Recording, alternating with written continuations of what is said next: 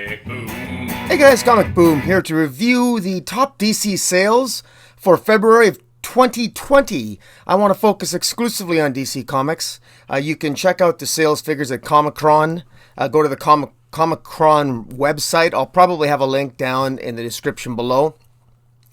And what I've done is, you'll note that whenever a DC comic book comes out, there are, for a good number of DC comics, the more of the major titles like Action Comics and Superman, they'll often at times have a regular cover and a cardstock cover.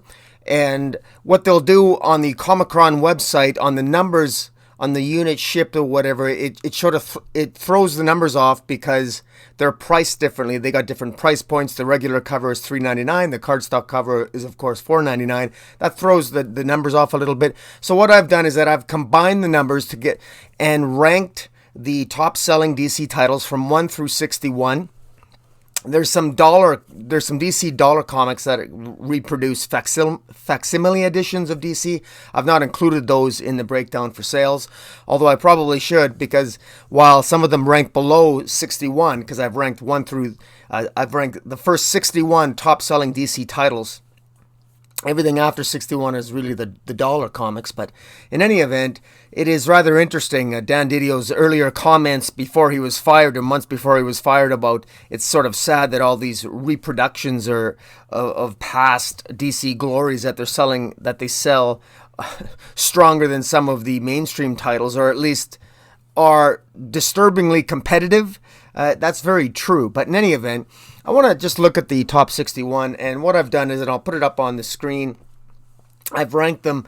The top 10 is Batman 88 and Batman 89 take the number 1 and 2 positions for top DC for February 2020. And again, I'm just looking at DC, not Marvel, because otherwise Marvel, of course, kicks DC's butt on the sales repeatedly, particularly in February of 2020. Now, it's interesting to note that if you look at this in terms of the past, DC's actually not doing a major part of February 2020's improvement is that DC is still amid its new title austerity initiative, which it began in February of 2019 of last year, and it only released 50 new comic books last year in February of 2019.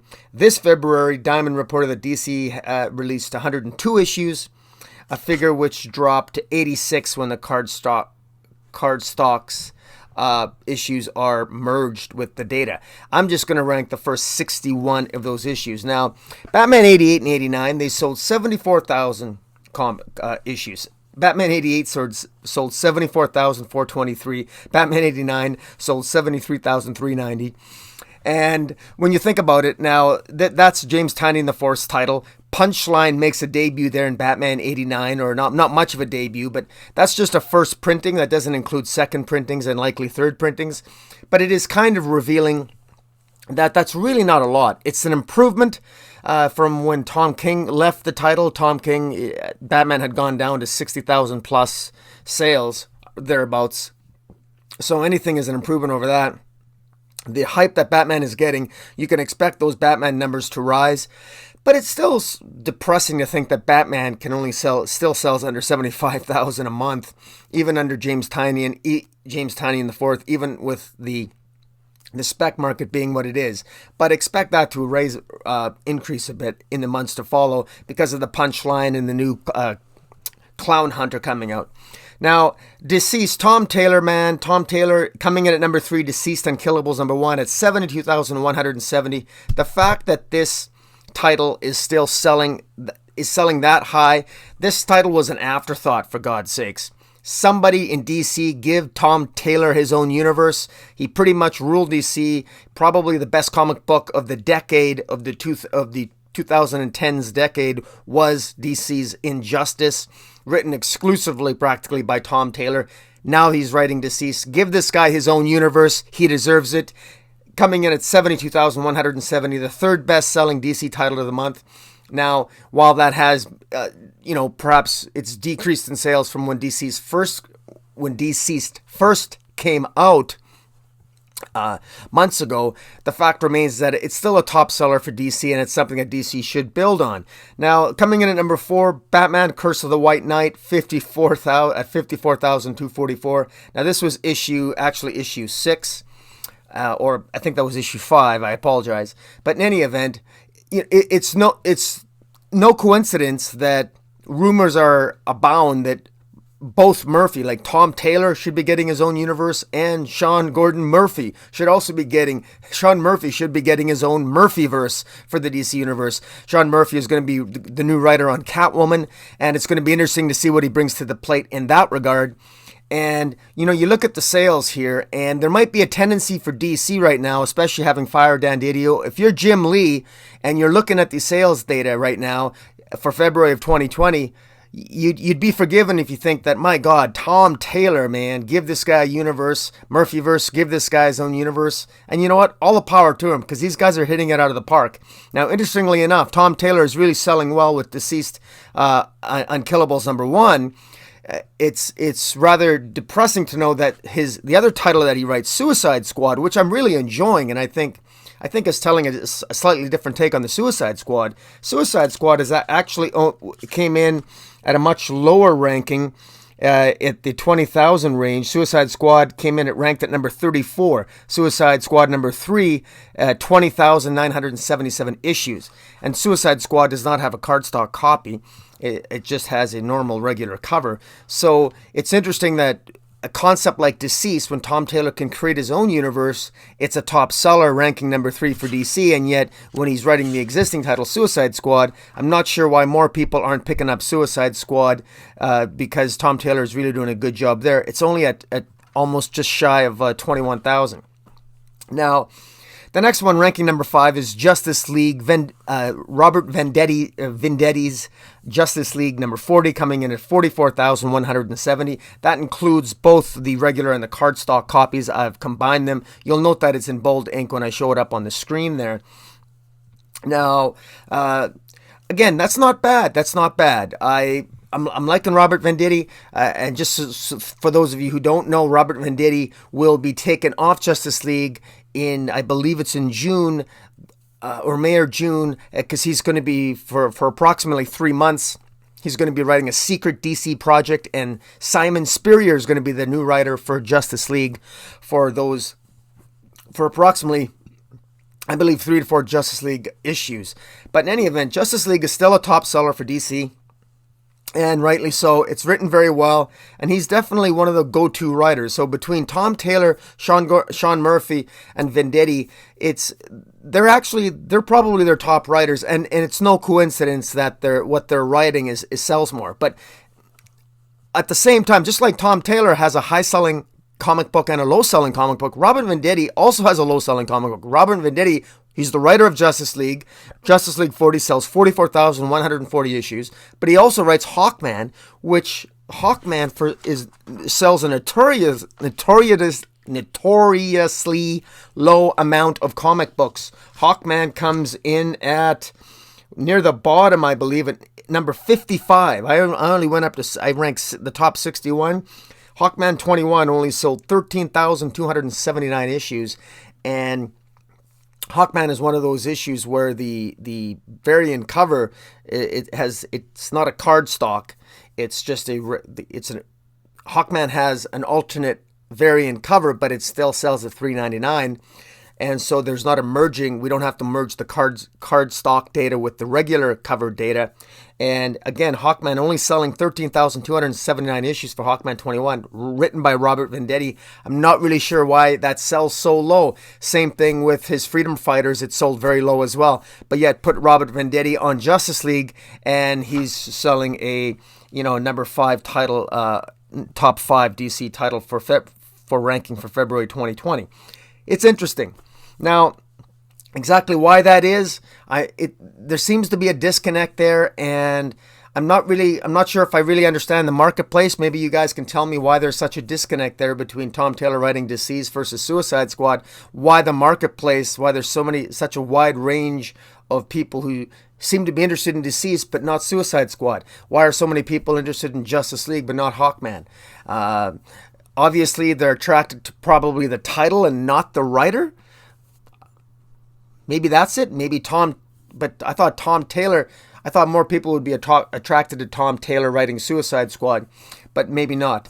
In any event, Justice League, the next title is Detective Comics 1020. It comes in at 43,336, written by Peter J. Tomasi. Peter J. Tomasi is finishing a sort of a Two-Face storyline that he began a couple years ago. And so it's nice to see him work on that. It's nice to see that Detective Comics get some love there. Not surprisingly, it's a Batman title. Peter Tomasi's doing a really good job. And again, he's one of the go-to writers. Now, you'll note here that as we go down these writers, a name that you're not going to see until we get much further down on the list is Brian Bendis. And I think that there's something here that's very telling about that. Because at ranking in at number 6, we have Tomasi with Detective Comics. At number 7, we got Justice League 41, which is Venditti again. Number 8, we have The Joker Killer Smile, which is the Black Label Joker series. And the Joker Killer Smile is written by Jeff Lemire, drawn by Andrea Sorrentino. So we have that Black Label series, and again, a Joker Black Label series selling very well. And coming in at number 9, we've got Grant Morrison's Green Lantern Season 2 at 41,242. It's very interesting that Grant Morrison's Green Lantern, people seem to really love it. And yet no one's really talking about it, and yet people are buying it. A hell of a lot more people are buying Grant Morrison's Grant Morrison's take on Green Lantern, which is kind of an eclectic take. Some people are finding it very difficult to follow, a little bit confusing. It's sort of typical Grant Morrison. He has a divisive fan base, but he has a very loyal fan base. And at 41,242 sales, that is the number 9 top-ranking DC title for February of 2020, and compare that to Far Sector, which is another brand new Green Lantern, and Far Sector is selling terribly. Far Sector is on the very low end. Far Sector ranks 42, sells 17,608 issues. So we got Far Sector at 17,600, which is we have that new Joe character as the female Green Lantern in the far right reaches of the universe, versus Grant Morrison's Green Lantern ranking at selling 41,000. We got 41,000 of Hal Jordan written by Grant Morrison and 17,600 written by that new writer whose name I'll put up on the screen. But in any event, it seems to be a disconnect there. Why is there a disconnect? The new Green Lantern character, she's a cool character. I like her. She's a diverse character. She's a character of color. It reminds me a little bit of Riri Williams. Remember when Marvel came out with Riri Williams? She had Iron Man to sort of prop her up, and she was in the Iron Man title, and she starred, and she was the lead. She was Iron Man, really, for the longest time.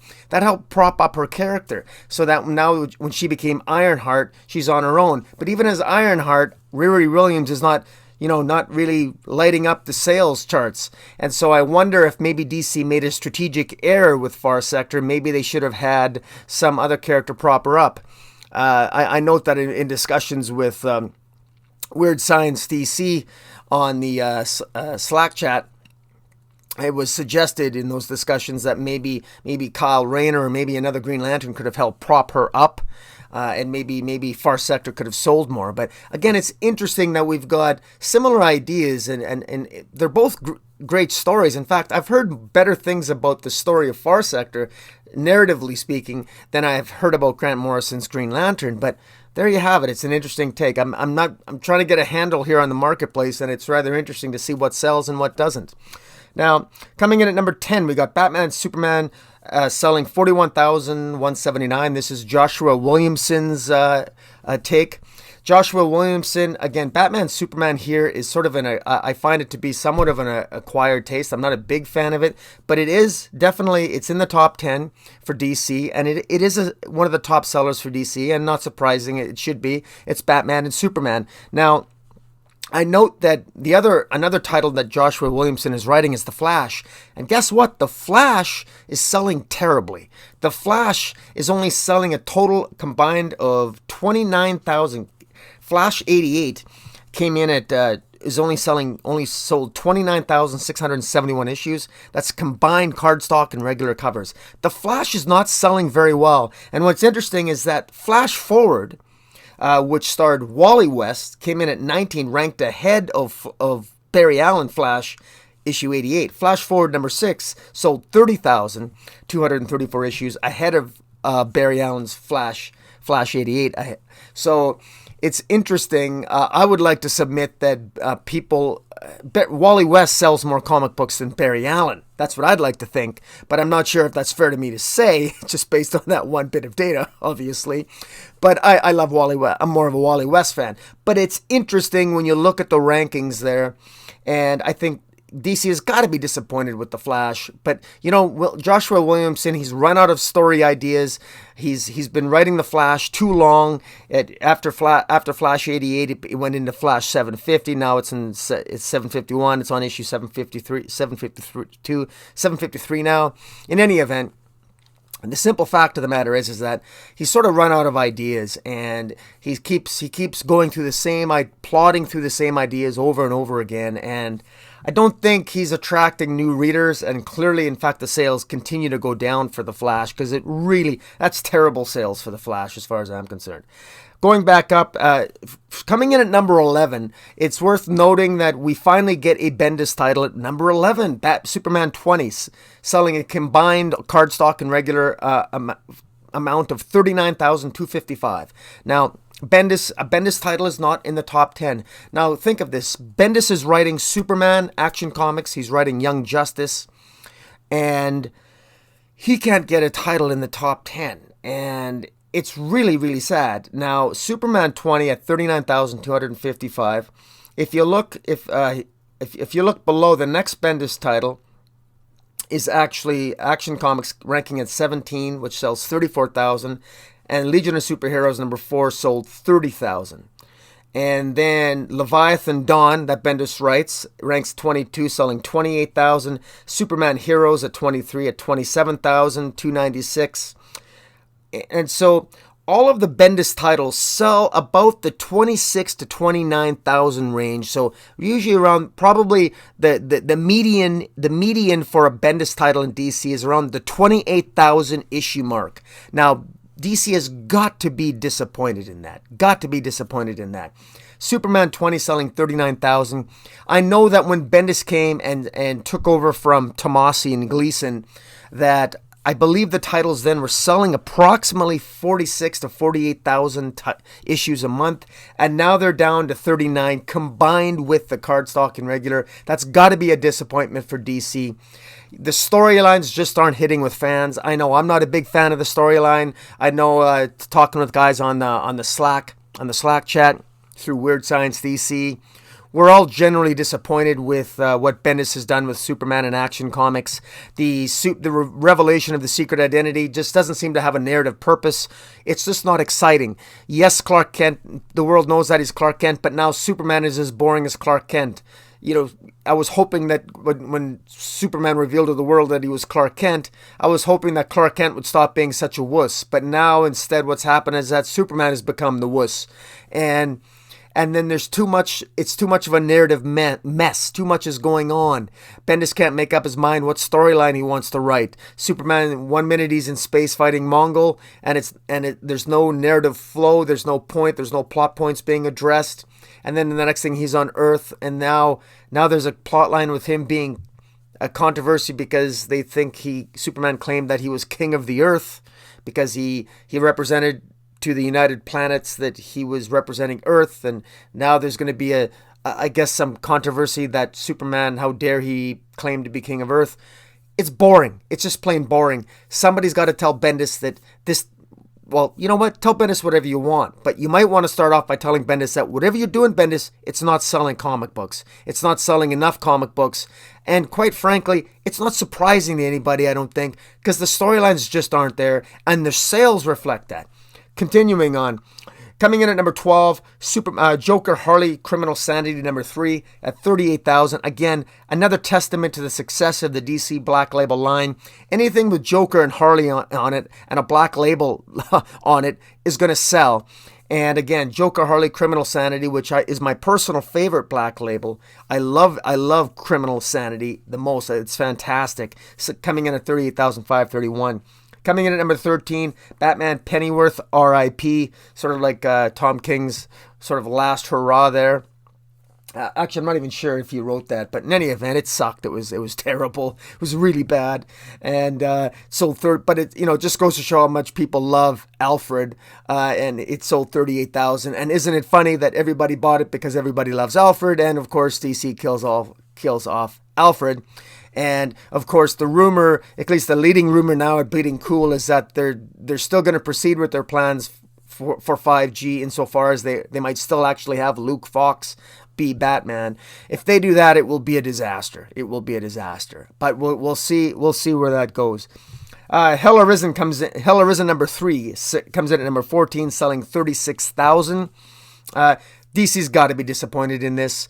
That's abysmal. That's appalling. Hell Arisen number 4 comes out this week. This week of March 17th, 18th. And I've already read Hell Arisen number 4, and it leads directly into Death Metal by Scott Snyder and Greg Capullo. And it's, again, it's all set up. So it's another miniseries that's all set up. And it's interesting. It's not bad, but it's just more of the same.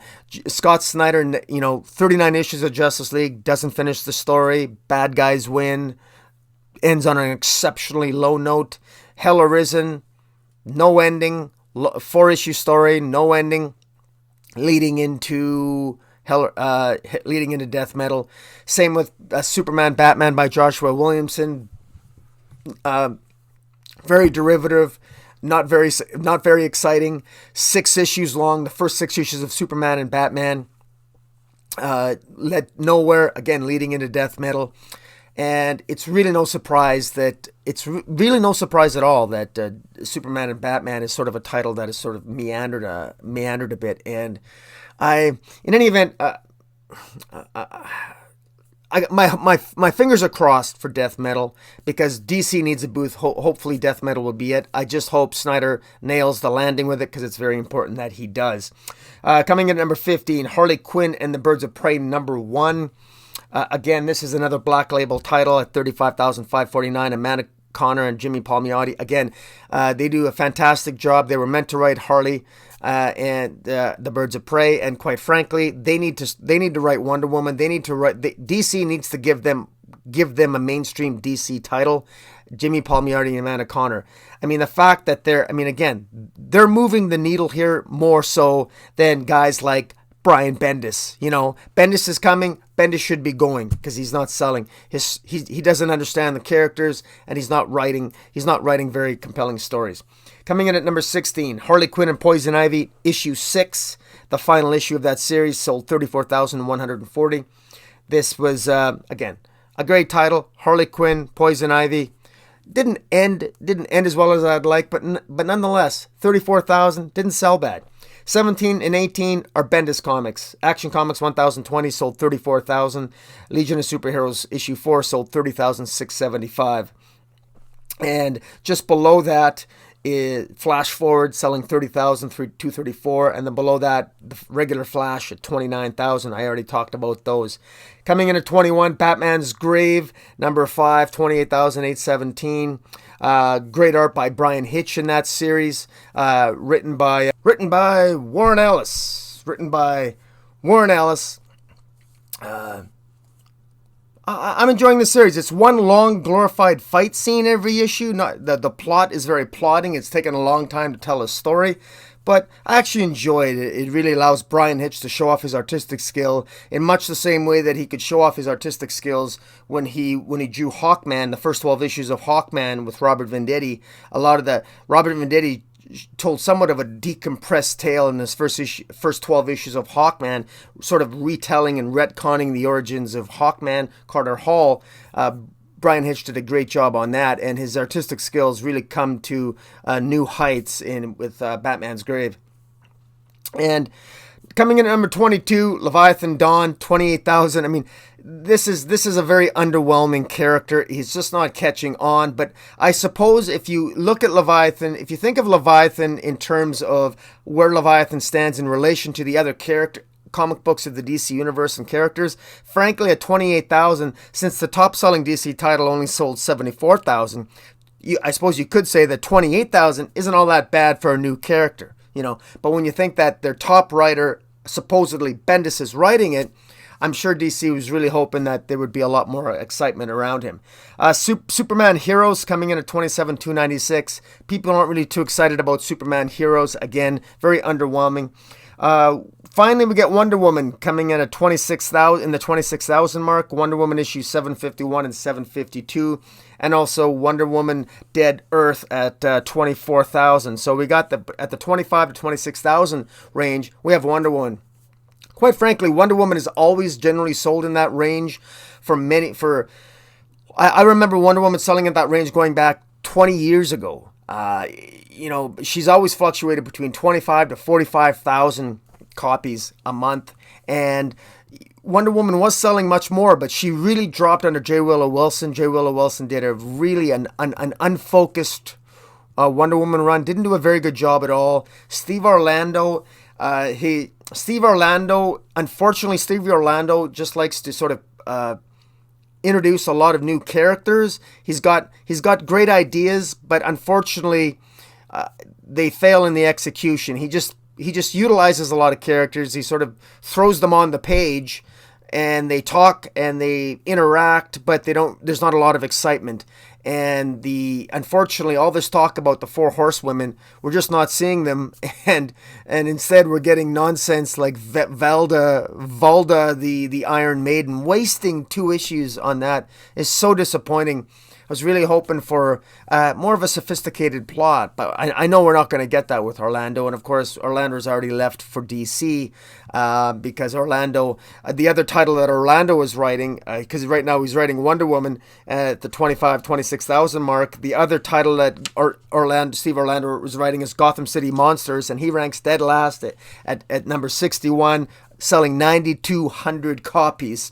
So DC probably isn't losing sleep getting rid of Steve Orlando. They probably never kept him. But mind you, in defense of Steve Orlando, he's they didn't probably treat him as well as they could have because I don't think they were really keeping him in the dark as to what 5G was. And in let's face it, DC is an editorial mess right now. So continuing on, issue at number 27, Catwoman 20. This is the second last issue, selling 25,000. Quite frankly, Catwoman only sells because of the variant cover. It doesn't have a card. Most of Catwoman's issues don't have cardstock covers. They're just sort of variant covers. But Catwoman has always stayed steady at around the 23 to 25,000 mark, and so this isn't really surprising. And I'm sure her final issue is going to rank the same. Issues, Plunge number 1, which is a black label Joe Hill comic book. It came in surprisingly high at 23,346. This is actually a pretty good comic. I thought it debuted fairly high there. It was quite surprising. Coming in at approximately number 30 is Shazam number 11. I screwed up. It looks like I added one here, so maybe there's only 60, but in any event. I got Shazam 11 coming in at 22,976. Jeff Johns title, people, is only selling 22,976 issues a month. A Jeff Johns title. That kind of tells you everything you need to know. Jeff Johns is no longer on Shazam. I guess he doesn't have the magic anymore. Say the magic word. Low sales. Boom! Lightning hits, right? In any event, Justice League Dark coming in 22,864. Again, this is disappointing stuff. Harley Quinn issue 70 came in at 22,000. DC Crimes of Passion at 21,000. That was a $10 comic book. Suicide 3 at 20,977. Young Justice, Bendis' Young Justice at 20,700. Good Lord, that's disappointing. Now, look at this. Basket Full of Heads issue 5, guys. This is a horror comic.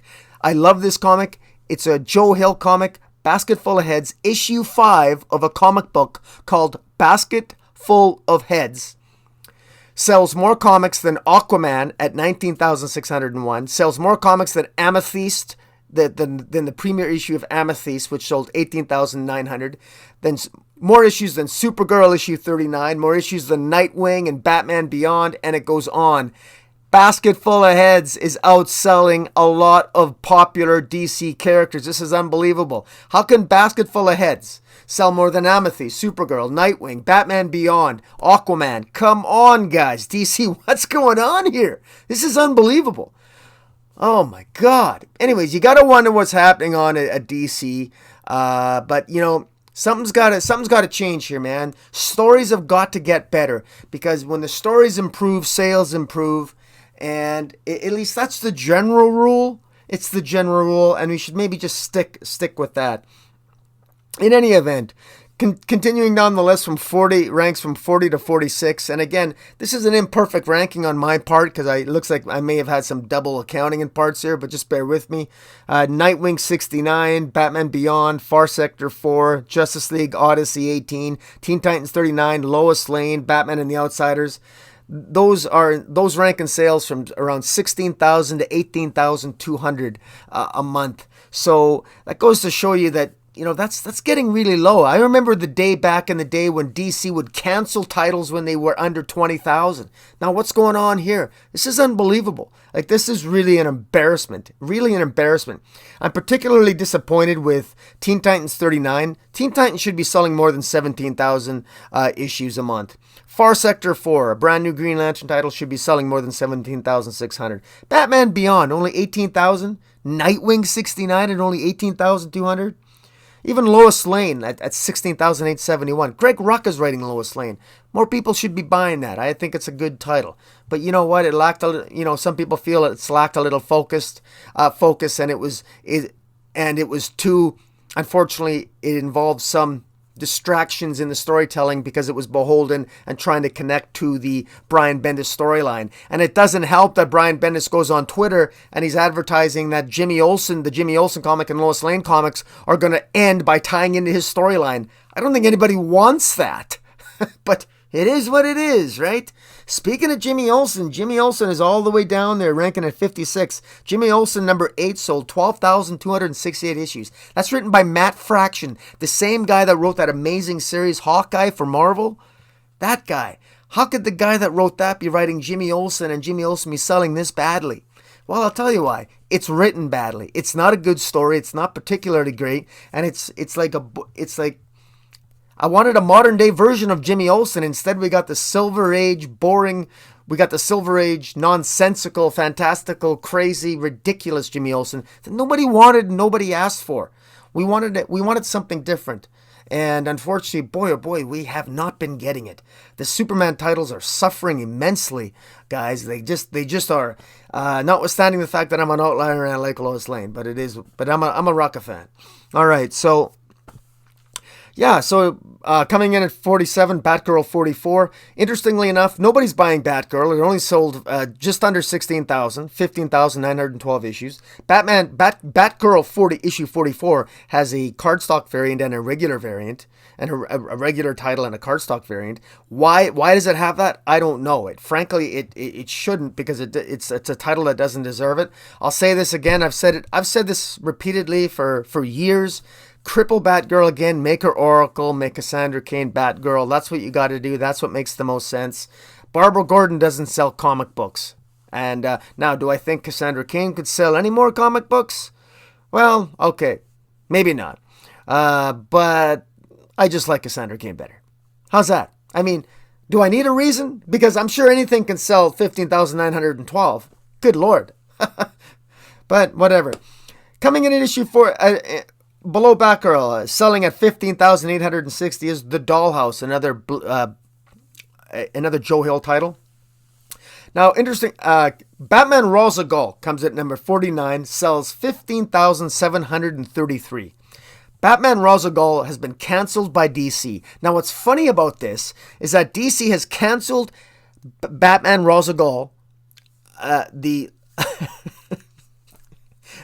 the Adams title, canceled it at and it's only at issue 4. It's a 6-issue series that DC has canceled, saying, Neil Adams, we don't even want you to finish your comic book. It's that terrible. We're canceling it at issue 4. It's the last issue. It's only selling 15,733 issues. And yet, look, why aren't they canceling Red Hood Outlaw, which sells below that? Or Daphne Byrne, below that? Or Lolo Woods? Or He-Man's in the Multiverse, Masters of the Multiverse? Or Hawkman 20, or Hawkman. There's a whole slew of titles. Superman Jimmy Olsen. It's a 12-issue series. Why don't you cancel that at issue 8? It only sells 12,000. You got to wonder, what did Neil Adams do? Did Neil Adams, I don't know, is he okay? I hope he's okay. Does he come down with the coronavirus?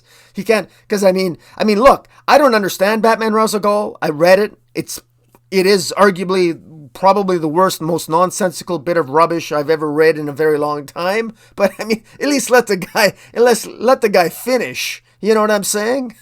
Let him finish. He's more than halfway done. In any event, going down to the end of the title, we got Martian Manhunter number 12, The Terrifics, The Last God, Metal Men, Gotham City Monsters, selling at an abysmal 9,200. Unbelievable. One comment about Metal Men 5, selling at 10,085 issues. Metal Men, of course, is written by Dan Didio. Dan Didio has stated more than once before he got fired that one of the big revelations leading into 5G would take place in the pages of Metal Men. Well, guess what? I don't think that's happening anymore. And I think maybe one of the reasons Dan Didio got fired is that they said to him, look, you want to make one of the first revelations going into 5G in your Metal Men that sells 10,000 issues a month? Are you kidding me? Good grief. If you actually look on the list, I'm pretty sure My Little Pony sells more than Metal Men. Just a theory of mine, but you can double check that in the Comic-Con numbers. But in any event, guys, I think that I messed up a little bit on the Flash numbers there. I apologize for that, or at least I added. I think there should only be 60. I've got to take number 29 out. But anyways, you can see that. I'll make a mark of it on the screen. But in any event, those are the rankings are actually accurate that I gave you, so no worries there. It's just interesting when we look at all this stuff and we look at how this is ranked sales wise. It's interesting for me as a fan and as a reader. I look at this and I say, okay, well, from a wider perspective, trying to get out of my own head and away from my own individual my bias in terms of what I like to read. It's clear what is selling, and if you're AT&T right now, or you're Jim Lee publisher, and you're looking at whether or not to continue with this new concept called 5G or something different, what does this sales data tell you? Because you know what sells for DC and you know what doesn't.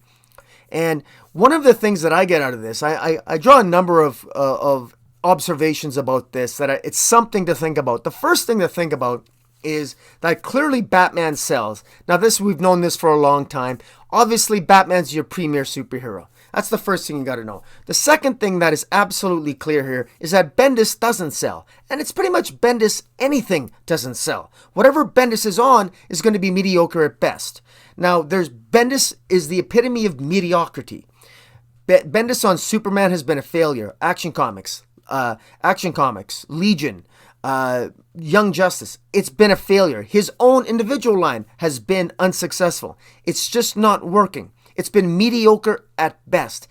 It's not exciting. And this is despite an extraordinary repeated Twitter campaign by Bendis and repeated advertising by DC to advertise the Superman titles, to advertise the revelation of the secret identity, to advertise the Legion of Superheroes. And guess what?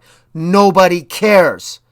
At some point, DC's got to say, you know what? Maybe we should stop advertising a comic book or series of comic books that nobody seems to want to buy. That's the second thing. So again, Batman sells, number one. Number two, Bendis doesn't sell. That's number two. Number three, number three is Tom Taylor does sell when he has his own universe. 4, Sean Murphy sells when he has his own universe. So this tells you right off the bat that maybe, I did a video a while back on the different kingdoms and fiefdoms of DC, and it's telling me that maybe there might be something to this idea of exploring the multiverse. Maybe instead of 5G, focus on different aspects of the multiverse. Give Murphy his own Earth in the multiverse. Have it a Murphyverse. Give Tom Taylor his own deceased Earth in the multiverse. Because in the multiversity of things, there are 7 unknown Earths. Maybe start handing them out, because it doesn't hurt. And the other thing is Grant Morrison. I think, curiously enough, it seems to be rather successful with the Green Lantern. It sells a shockingly higher amount of comic books than other things at DC. Maybe people should start looking at Grant Morrison a little bit more. Even though I'm not a huge Morrison fan per se, the fact is he moves the needle a hell of a lot more than Bendis does, and a whole slew of other titles. Robert Venditti seems to be a go-to guy that they're giving a lot of focus on right now. Even though his Freedom Fighters didn't sell, even though his Hawkman doesn't seem to sell, despite being really great, the fact is he's got a great collaboration with Brian Hitch, and he does seem to tell, at least he can tell, more traditional comic book stories that seem to capture some fun and excitement of the reader, that doesn't drown the reader out in long, drawn-out narratives that don't seem to go anywhere. Right, Scott Snyder? Anyways, but look, we got the Murphyverse, we got the Tom Taylor verse, and we can have a Snyderverse, because I am looking forward to Death Metal. I'm giving Snyder a hard time, but look, I'm looking forward to Death Metal. I want Wonder Woman to take center stage. I'm looking forward to that. The idea, taking these iconic writers that are doing a fairly good job, and maybe giving them their own place in Hypertime or an alternate universe or an Elseworlds might be a fairly good idea. So even if DC's feeling a little bit unfocused right now, they can still take a step back and say, okay, well, why don't we just explore Elseworlds for a while? Do that if you feel a little bit lost. If you've lost your footing, just take a step back, Jim Lee, and say, hey, let these guys tell their own stories. Let's explore Hypertime. Tell these stories in different universes while we sit back and maybe replan and sort of, gather our sensibilities again. Something to think about. And guys, looking at all this stuff, tell me what you think of the sales data. I think it's interesting. Let me know what you think in the comments below if you think I missed anything. And follow me on Twitter at Metropolis40. Hit the subscribe button. And until next time, Comic Boom, out.